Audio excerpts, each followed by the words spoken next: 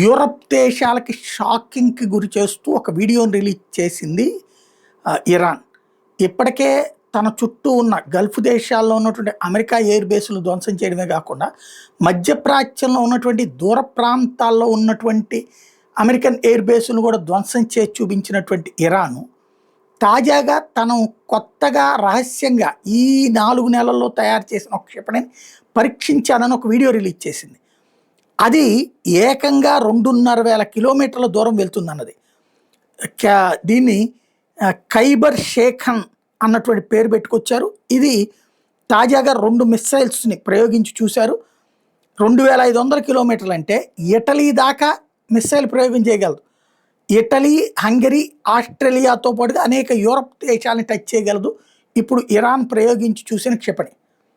అలాగని వీళ్ళకి ఏమీ తెలియదు అనుకోవడానికి ఆల్రెడీ ఇజ్రాయెల్ మీద ఇట్లాంటి క్షిపణులు వేసి చూపించారు.